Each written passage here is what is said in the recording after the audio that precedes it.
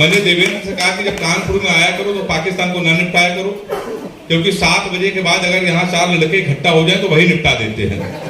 तो पाकिस्तान को निपटाने की कोई जरूरत नहीं है, हम लोग तो कानपुर वाले हैं। कानपुर में पाकिस्तान, रमेश भैया, अभी जब ओलंपिक पूरे विश्व में जीता गया तो लोगों ने कहा कि यार तुम्हारे कानपुर के लोग ओलंपिक नहीं जीत पाते, उत्तर प्रदेश के लड़के कितने नकारा हैं, हमेशा के हरियाणा और पंजाब के लड़के जीतेंगे। तो मैंने आपको कारण बताऊं, एक मैंने टिप्पणी करी, पूरे देश में पॉपुलर हुई।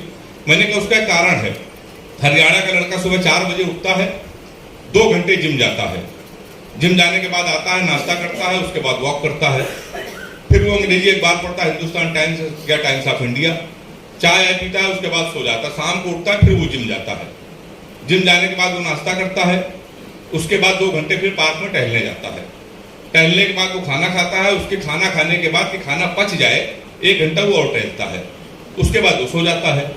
कुल मिला के एक दिन में हरियाणा का लड़का 4-6 घंटे जिम, 4-6 घंटे घूमता है।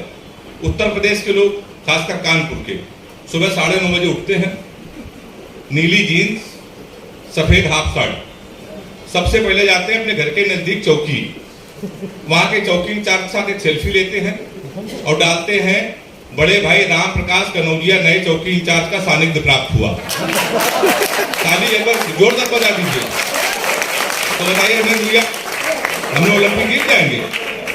उसके बाद वो अपने घर आ जाता है, खाना खा के कानपुर का लड़का सो जाता है।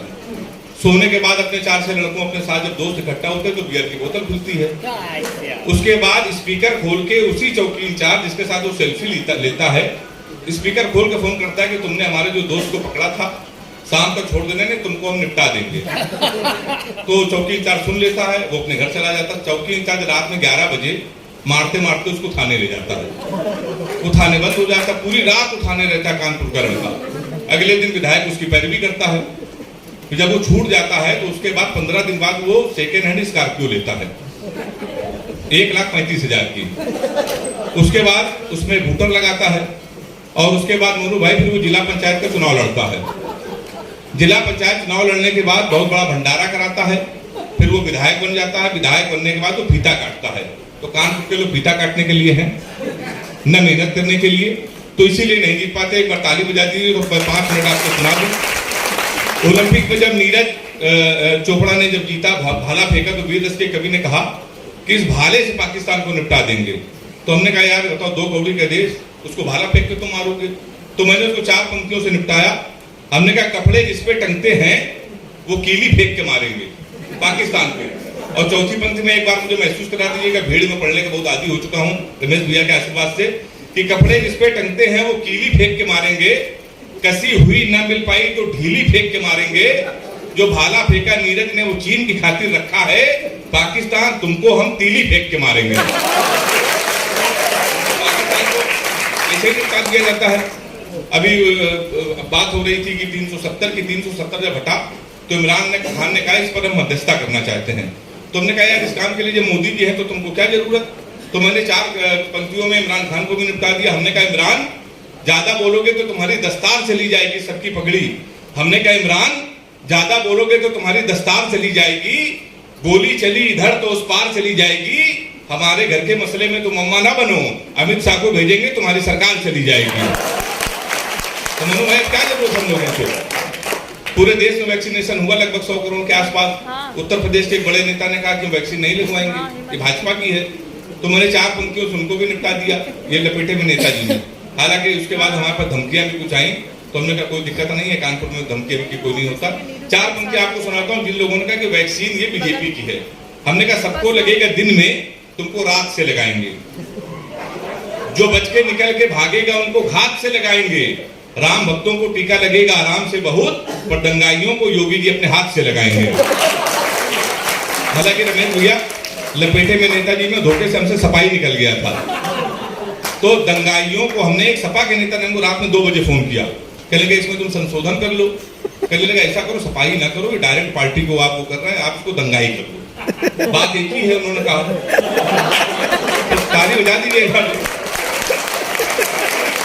तो मैंने उनको मान लिया और मैं उनका रमेश भैया एहसान भी मानता हूँ, उन्होंने मुझे बचा लिया। अयोध्या के कवि सम्मेलन में गया था तो वहाँ के पूर्व मंत्री ने कहा भाई अगर सरकार आ गई तो निपटा देंगे। तो हम वहाँ से धीमे से निकल आए। तो अभी प्यार मोहब्बत की, अभी सबीना जी बैठी हैं, देश की बड़ी कवित्री हैं, बड़ी शायरा हैं, कानपुर की पहचान है, श्रृंगार के तमाम मुक्तक उनके प्रसिद्ध हुए। मैं तो हास्य कवि हूं, मैंने प्यार मोहब्बत के विषय में रमेश भैया कोई कविता नहीं लिखी। 4 पंक्तियां आपको सुना रहा हूं कि क्यों नहीं लिखी, कि हमने कहा एक फूल तुझे देने के लिए सस्ते में ले लिया, देखे ना कोई इसलिए बस्ते में ले लिया, फूल तुझे देने को निकले थे जाने मन, पर बजरंग दल वालों ने उसे रास्ते में ले लिया। तो मैं बहुत दूर रहता हूँ प्यार मोहब्बत से। अच्छा मोनू भाई, आपको बता दो, प्यार मोहब्बत से दूर इसलिए रहता हूँ कि लड़कियों से आप कुछ भी पूछ लो, ऊट पटांग जवाब देती हैं, तो मैंने उनसे बहुत दूरी बना ली। एक लड़की से हमने पूछा, हमने कहा तुम्हारा फेवरेट कलर क्या है? उसने कहा स्टूपिड क्वेश्चन पूछते हो, कोई मैच्योर क्वेश्चन नहीं पूछ सकते। तब मुझे पूछना पड़ा, हमने कहा 0.8 मिलीलीटर सल्फ्यूरिक एसिड को न्यूट्राइज करने के लिए कितने मोल बाइकार्बोनेट की जरूरत पड़ेगी? तब उसने बताया रमेश भैया पिंक। ताली भी कमजोर है आपकी। मैं बहुत जुड़ता हूँ प्यार मोहब्बत से। ताली आप लोगों ने बजाया, संजय भाई भी मैं ताली बजा रहे हैं, ये भी पत्रकार है। बस पत्रकार का मतलब थोड़ा कि प्यार मोहब्बत से दूर रहते हैं। ये इलेक्ट्रॉनिक मीडिया के पत्रकार है, रमेश भैया, सचिन जी और संजय जी। इलेक्ट्रॉनिक मीडिया के पत्रकारों से इतना डर लगता है, कब किसको निपटा दे भाई साहब भरोसा नहीं। एक गांव में एक आदमी कुएं में गिर गया, जब कुएं से निकल रहा था तो इलेक्ट्रॉनिक मीडिया के पत्रकार ने माइक उसके मुंह में घुसल के पूछा, आपको कैसा लग रहा है? अब वो नीचे गिर गया। एक किसान बैठा था, उसने कहा ये पत्रकार सबको निपटाता है, इस पत्रकार को निपटाएंगे। तो पत्रकार उस किसान के पास गया, कहने लगे ये 2 बकरे हैं जिनके साथ आप बैठे हैं, इनको आप खिलाते पिलाते क्या है? किसान तो कसम खाया था, इस पत्रकार को हम निपटाएंगे। उसने पूछा किसको? काले वाले को, सफेद वाले को? उसने कहा काले वाले को। बोला काले वाले को हम घास खिलाते हैं। बोला सफेद वाले को क्या खिलाते? बोला उसको भी घास खिलाते हैं। बोला इसको बांधते कहाँ है? किसान ने फिर पूछा किसको? काले वाले को, सफेद वाले को? उसने कहा काले वाले को। बोला काले वाले को घर के पीछे झोपड़ी वही बांध देते हैं। उसने कहा सफेद वाले को? उसने कहा उसको भी वही बांधते हैं। फिर उसने कहा जब इनको भूख प्यास लगती है तो क्या खिलाते पिलाते? फिर उसने पूछा किसको? काले वाले को, सफेद वाले को? उसने कहा काले वाले को। बोला काले वाले को हम पानी पिलाते हैं। बोला सफेद वाले को? उसने कहा इसको भी पानी पिलाते हैं। पत्रकार का गुस्सा 7वें आसमान पर किसान के गिरबान पकड़ ले। उसने कहा साले, जब दोनों बकरे एक साथ एक ही काम कर रहे हैं तो ये बार बार क्यों पूछ रहा है कि काले वाले को, सफेद वाले को? उसने डरते हुए कहा बाबूजी काला वाला हमारा है। उसने कहा सफेद वाला? उसने कहा ये भी हमारा है। ताली जोरदार बजा दीजिए एक बार। बहुत देर बाद नंबर आया है, लेकिन बहुत अच्छे कवि हैं हम, और ये बात केवल हम मानते हैं। रमेश भैया तो मानते हैं, मुझे प्यार करते हैं। बहुत आपका समय नहीं लूंगा, नहीं तो घंटों कविताएं पढ़ सकता हूँ, फिर कभी बड़े कार्यक्रम में आऊंगा। एक छोटा सा व्यंग पढ़कर मुकेश भाई ने एक ऐसी बड़ी टीम में मुझे बुलाया, और जब भी कार्यक्रम करते हैं मुझको याद करते हैं। मेरे संरक्षक के रूप में है, छोटा सा व्यंग पढ़कर अपना स्थान दूंगा। विनय जी बैठे हुए हैं कि नशे में हिलता हुआ एक व्यक्ति मेरे पास आया, बोला गुरु कहाँ?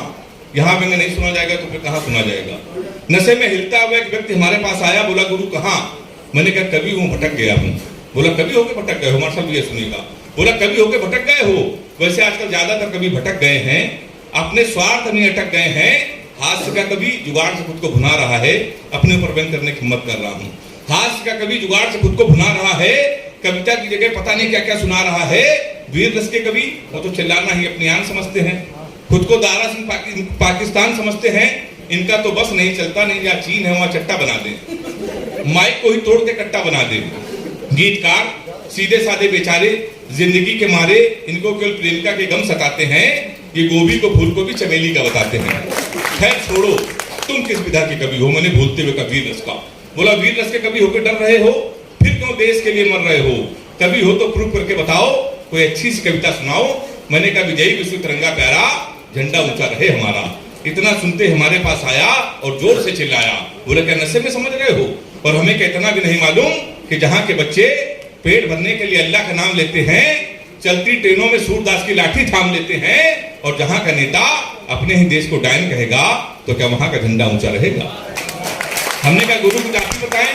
बोला जिस दिन देश में बेरोजगार आंख भत्ता की जगह रोजगार पाएगा, गरीब 2 वक्त की रोटी खाएगा, किसी कन्या को भ्रूण में हम मारेंगे नहीं, किसी जयचंद से जब हम हारेंगे नहीं, धर्म के नाम पे जब हम बांटे नहीं जाएंगे, हमारे सैनिकों के सर जिस दिन काटे नहीं जाएंगे, और अपनी ही माँ के लिए किसी के मुंह में जब गाली नहीं होगी, रक्षा सौदों में जिस दिन दलाली नहीं होगी, जिस दिन देश का हर एक व्यक्ति अपनी स्वेच्छा से वंदे मातरम कहेगा, मेरे मित्र, उस दिन देश का झंडा ऊंचा रहेगा।